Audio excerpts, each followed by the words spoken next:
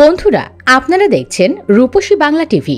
বলে রাখা ভালো, বাংলাদেশের রাজনীতিতে নারীদের অংশগ্রহণ ক্রমেই বাড়ছে। যদি আগামী নির্বাচনে বাংলাদেশ জাতীয়তাবাদী দল জয়লাভ করে সরকার গঠন করে, তবে কারা আসতে পারেন মন্ত্রিসভায়?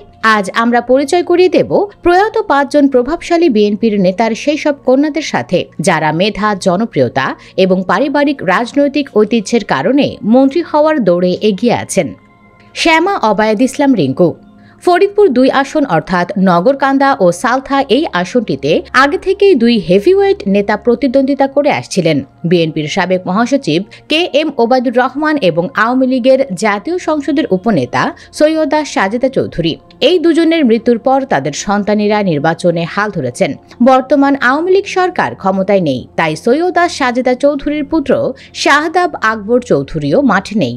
এদিকে অনেকটা ফাঁকা মাঠে বিএনপির হাইকমান্ডের সবুজ সংকেত পেয়ে আগে থেকেই মাঠে নেমে পড়েছেন KM ওবায়দুর রহমানের একমাত্র সুযোগ্য কন্যা শ্যামা অবায়েদ ইসলাম রিঙ্কু। বিএনপি নেতা KM ওবায়দুর রহমানের মৃত্যুর পর তার একমাত্র মেয়ে শ্যামা অবায়েদ ইসলাম রিঙ্কু বাবার মতো মানুষের বিপদে আপদে ছুটে যান এবং সাহায্য সহযোগিতা করেন। বিএনপির দুর্দিনে হামলা মামলায় জর্জরিত নেতাকর্মীদের সহযোগিতা করেছেন। এলাকাবাসী বলছেন, আমাদের বিশ্বাস এই আসনে বিএনপির একক প্রার্থী শ্যামা অবায়েদ ইসলাম রিঙ্কু এবং তিনি জয়লাভ করবেন ইনশাআল্লাহ। আর জয়লাভ করলে মন্ত্রীও হতে পারেন।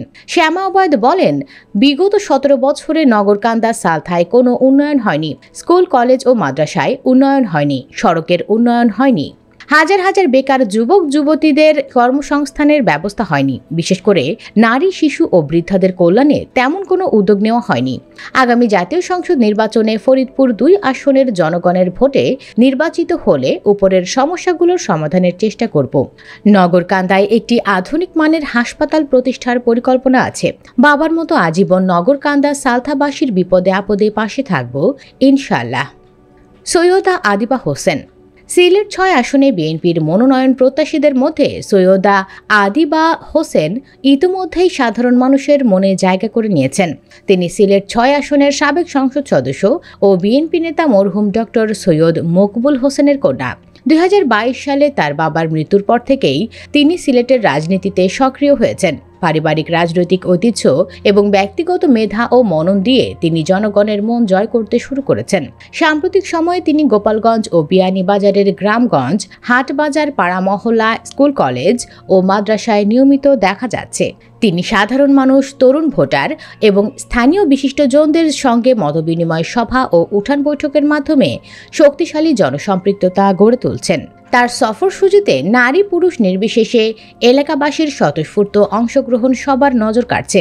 বিভিন্ন সভা সমাবেশে তিনি বিএনপির 31 দফার কথা তুলে ধরছেন, যার মধ্যে রাষ্ট্র মেরামতের যাবতীয় উপাদান রয়েছে। পাশাপাশি নিজ এলাকার উন্নয়ন চিত্র, ধর্মীয় সম্প্রীতি, রাজনৈতিক সৌহার্দ্য, নিজ এলাকা নিয়ে উন্নত ভবিষ্যৎ পরিকল্পনা এবং যুব সমাজের উন্নয়নে তার নিজস্ব ভাবনাও শোনাচ্ছেন, যা মানুষ সাদরে গ্রহণ করছে। স্থানীয় রাজনৈতিক বিশ্লেষকরা বলছেন, একজন তরুণ, শিক্ষিত ও প্রগতিশীল নারী হিসেবে আদিবা হোসেনের রাজনীতিতে অংশগ্রহণ একটি নতুন বার্তা দিচ্ছে। অনেকে মনে করছেন, বাবার জনপ্রিয়তার পাশাপাশি নিজস্ব গতিশীলতায়ও আদিবা শক্ত অবস্থান গড়ে তুলছেন। অনেকে তাকে ভবিষ্যৎ এমপি ও মন্ত্রী হিসেবেও বিবেচনা করছেন। নিপুণ রায় চৌধুরী। পেশায় আইনজীবী নিপুণ রায় চৌধুরী রাজনৈতিক পরিবারে জন্মগ্রহণ ও বিয়ে হওয়ায় প্রত্যক্ষ ও পরোক্ষভাবে রাজনীতিতে সক্রিয়।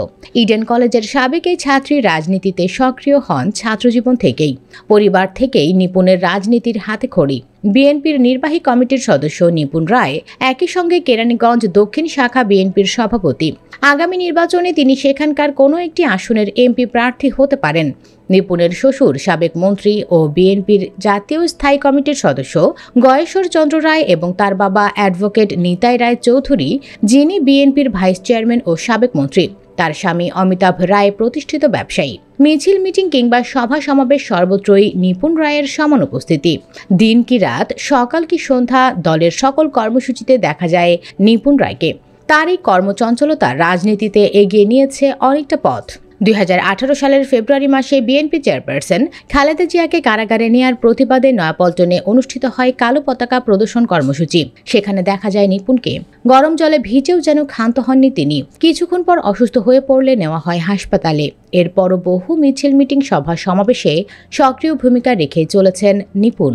খালেদা জিয়ার মুক্তির দাবিতে বেশ কিছু ঝটিকা মিছিল ও বিক্ষোভ মিছিলেও দেখা গেছে তাকে। ব্যারিস্টার শাকিলা ফারজানা। বিএনপি চেয়ারপারসনের সাবেক উপদেষ্টা ও সংসদের সাবেক হুইপ সৈয়দ ওয়াহিদুল আলমের কন্যা ব্যারিস্টার শাকিলা ফারজানা। সৈয়দ ওয়াহিদুল আলম স্বাধীনতা পরবর্তী 10টি সংসদ নির্বাচনের মধ্যে সর্বোচ্চ 5 বার জয়লাভ করেছিলেন এবং সংসদ সদস্য হওয়ার আগে তিনি হাটহাজারী থেকে উপজেলা চেয়ারম্যান নির্বাচিত হন। পরবর্তীতে 1991, 1996 সালের 15 ফেব্রুয়ারি, একই বছর 12 জুন এবং 2001 সালে সংসদ নির্বাচনে তিনি বিএনপি থেকে সংসদ সদস্য নির্বাচিত হন। পিতার পদাঙ্ক অনুসরণ করে তার জীবদ্দশাতেই রাজনীতির মাঠে নামেন মেয়ে ব্যারিস্টার শাকিলা ফারজানা। তিনি উত্তর জেলা বিএনপি এবং জাতীয়তাবাদী আইনজীবী ফোরামের কেন্দ্রীয় কমিটির সদস্য। বাবার মৃত্যুর পর তিনি রাজনীতির মাঠে আরও সক্রিয় হয়ে ওঠেন এবং হাটহাজারীতে দলের বিভিন্ন কর্মসূচি পালন করে যাচ্ছেন।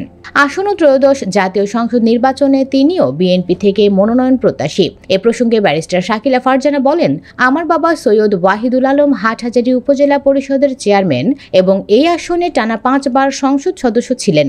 আমি তার উত্তরসূরি হিসেবে এই আসনে নির্বাচন করতে চাই। দলের চেয়ারপারসন আমাকে মনোনয়ন দিলে আমি অবশ্যই নির্বাচন করব। বিএনপি পন্থীরাও শাকিলা ফারজানাকে 3টি মানদণ্ডে চট্টগ্রাম 5 আসনের জন্য যোগ্য মনে করছেন। 1. শাকিলা গণতন্ত্র পুনরুদ্ধারের লড়াই সংগ্রামে দেশ ও দলের যে প্রার্থী সবচেয়ে বেশি ত্যাগ স্বীকার করেছেন। 2. তিনি সততার পরীক্ষায় উত্তীর্ণ ও এলাকার জনগণের কাছে একজন ভালো মানুষ হিসেবে সুপরিচিত। 3. ভোটের রাজনীতিতে যিনি তার নির্বাচনী এলাকায় বেশ জনপ্রিয়। এক্ষেত্রে তরুণ প্রার্থীদের সবচেয়ে বেশি প্রাধান্য দেওয়া হবে। এসব বিবেচনায় সেখানে এগিয়ে শাকিলা। অনেকের ধারণা আগামী মন্ত্রিসভাতেও তাকে দেখা যেতে পারে। চৌধুরী নায়েব ইবনে ইউসুফ।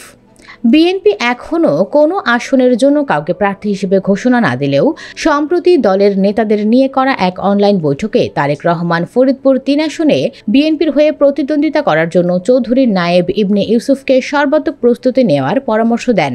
তাতে অনেকেই এই আসনের এমপি হিসেবে নায়েব ইউসুফকে চূড়ান্ত ধরে নিয়েছেন। কেউ কেউ তো ভবিষ্যৎ মন্ত্রী হিসেবেও বিবেচনা করছেন। অনেকেই হয়তো জানেন না কে এই নায়েব ইউসুফ।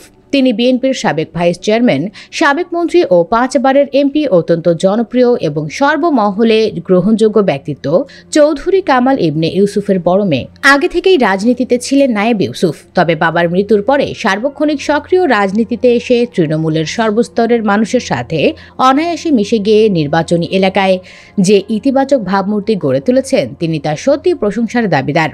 নিরহংকার, সদা হাসিমুখ, বিনয়ী, সাহসী এবং উদার মনের অধিকারী নায়েব ইউসুফ একজন সার্বক্ষণিক রাজনীতিবিদ। তার সাথে দেখা করতে বা কথা বলতে পারেন যে কেউ, যা অন্য অনেক এমপি প্রার্থী থেকে তাকে আলাদা করে চেনার আরও এক সহজ উপায়। জমিদারি রক্ত তার শরীরে, কিন্তু আচরণে একজন সাধারণের চেয়েও সাধারণ। নায়েব ইউসুফ সন্ত্রাস, চাঁদাবাজি আর মাদকের বিরুদ্ধে বলিষ্ঠ কণ্ঠস্বর হিসেবে ইতিমধ্যেই ফরিদপুরের সব মহলের প্রশংসা কুড়িয়েছেন। দলের মধ্যে নেতৃত্বের প্রতিযোগিতা থাকলেও কখনো দলীয় প্রতিযোগীকে নিয়ে নেতিবাচক বক্তব্য দেন না নায়েব ইউসুফ। এই রাজনৈতিক শিষ্টাচার নায়েব ইউসুফকে আরও আলাদা করে চিনতে সাহায্য করে। সুপ্রিয় দর্শক, এই 5 জন প্রয়াত বিএনপি নেতার কন্যাদের মধ্যে কাকে আপনার সবচেয়ে যোগ্য মনে হয় এবং আগামী নির্বাচনে জিতে এদের মধ্যে কে মন্ত্রী হতে পারেন? আপনার মতামত মন্তব্যের ঘরে জানাতে ভুলবেন না। ভিডিওটি ভালো লাগলে লাইক ও শেয়ার করুন। ধন্যবাদ।